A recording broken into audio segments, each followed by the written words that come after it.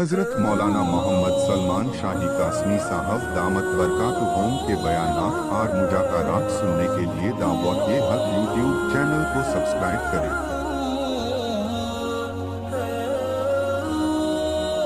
کہ اللہ کے نبی صلی اللہ علیہ وسلم کے زمانے میں ایک صحابی کو اللہ کے نبی صلی اللہ علیہ وسلم نے فرمایا، کوئی آدمی دنیا میں جنتی انسان کو چلتے پھرتے دیکھنا چاہتا ہے، وہ اس انسان کو دیکھ لے۔ صحابہ کہتے ہیں اللہ کے نبی صلی اللہ علیہ وسلم کی مجلس میں ہم بیٹھے تھے، ایک صحابی سامنے سے گزرے تو انہوں نے اللہ کے نبی صلی اللہ علیہ وسلم نے ان کی طرف اشارہ کیا اور کہا کہ کوئی آدمی دنیا میں رہتے ہوئے جنتی انسان کو دیکھنا چاہتا ہے تو فلاں انسان کو دیکھ لے۔ ابھی سارے صحابہ کہنے لگے، ارے بھائی دنیا ہی میں نبی کی زبان سے جنتی بشارت، دنیا ہی میں جنت کا مژدہ سنایا گیا اور ان کے جنتی جانے میں، جنت میں جانے میں، ان کے جنتی ہونے میں کوئی شک نہیں رہا، کیونکہ نبی کا کہنا وہ اللہ کے حکم سے ہوتا ہے۔ ان ہوا الا وحی یوحی، کہ وہ جو کہتے ہیں وما ينطق عن الهوى، وہ اپنی خواہش پر، اپنے جذبات میں آ کر، اپنے دل کی سوچ کی بنیاد پر، اپنی عقل کی بنیاد پر نہیں کہتے، بلکہ ہم وہ ان کی زبان سے نکالتے ہیں جو ہماری منشا ہوتی ہے، وہ کہتے وہی ہیں جو ہم کہلوانا چاہتے ہیں۔ نبی کی زبان ہوتی، الفاظ اللہ کے ہوتے، پیغام اللہ کا ہوتا۔ اب وہ نبی صحابہ کے مجلس میں بیٹھ کر ایک صحابی کو دکھا کے کہتے ہیں کہ کوئی آدمی دنیا میں جنتی انسان کو دیکھنا چاہے وہ فلاں انسان کو دیکھ لے۔ صحابہ کہتے ہیں کہ ہمیں بڑا رشک ہوا، بڑا تعجب ہوا کہ نبی کی زبان سے انہیں جنتی کی بشارت مل رہی ہے، ان کا کون سا عمل ایسا ہوگا جس کی بنیاد پر یہ جنتی نبی کی زبان سے ہم لوگوں کو سنا رہے ہیں۔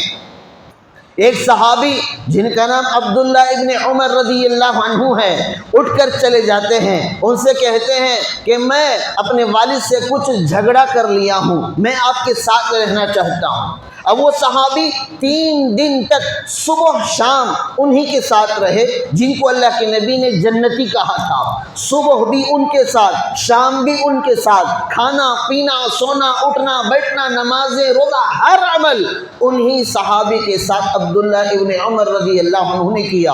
اور 3 دن مکمل ہونے کے بعد انہوں نے حساب لگایا کہ جتنے اعمال میں کرتا ہوں وہی عمل یہ بھی کرتے ہیں، نہ ایک تسبیح زیادہ ہے، نہ ایک رکعت زیادہ ہے، نہ راتوں میں لمبے لمبے قیام ہے، نہ راتوں میں اٹھ کر رونا دھونا قرآن پڑھنا ہے، بلکہ وہی اعمال ہے جو میں بھی کرتا ہوں، وہی عمل ہے جو میں بھی کرتا ہوں۔ ان کے اندر وہ کون سا عمل ہے جس کی بنیاد پر اللہ کے نبی نے انہیں جنتی کہتے ہیں؟ وہ صحابی عبداللہ ابن عمر رضی اللہ عنہ ان سے پوچھتے ہیں، بھائی میں نے تمہارے ساتھ 3 دن رہ کر دیکھا کہ تمہارا عمل کون سا ہے جس کی بنیاد پر نبی نے تمہیں جنتی کہا، لیکن بظاہر ایسا معلوم ہوتا ہے کہ تمہارے اور ہمارے عمل میں کوئی فرق نہیں ہے، ہم بھی نماز پڑھتے ہیں، تم بھی پڑھتے ہو، ہم بھی فلاں کام کرتے تم بھی کرتے ہو، لیکن بظاہر کوئی ایسا عمل ہمیں نظر نہیں آیا جس کی بنیاد پر تمہیں جنتی ہونے کی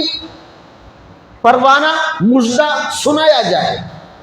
میرے بھائیوں ذرا کان کھول کے سنو، ذرا دلوں کے دروازوں کو کھول کے سنو۔ وہ صحابی کہتے ہیں، ہاں میرے پاس کوئی کمال نہیں ہے، ہاں میں کوئی زیادہ عمل نہیں کرتا، ہاں بس اتنا سا ہے، شاید ہو سکتا ہے اس عمل کی بنیاد پر اللہ کے نبی نے مجھے جنتی کہا، وہ یہ عمل ہے کہ جب میں بستر پر جاتا ہوں تو جتنے مسلمانوں سے میری ملاقات ہو سکتی ہے، جتنے مسلمانوں سے میری ملاقات ہوئی ان تمام کے بارے میں میں اپنے دل کو صاف کر لیتا ہوں اور کہتا ہوں اے اللہ جنہوں نے مجھ پر زیادتی کی ہے میں انہیں معاف کرتا ہوں، کسی کی برائی دل میں نہیں رکھتا بلکہ دل کو پاک صاف کر کے سو جاتا ہوں۔ صبح ہوتی ہے، ہر دن رات میں بستر پر سونے سے پہلے میں کسی مسلمان کے بارے میں کدورت، بغض، عداوت، حسد، جلن، کینہ، کپٹ بالکل نہیں رکھتا۔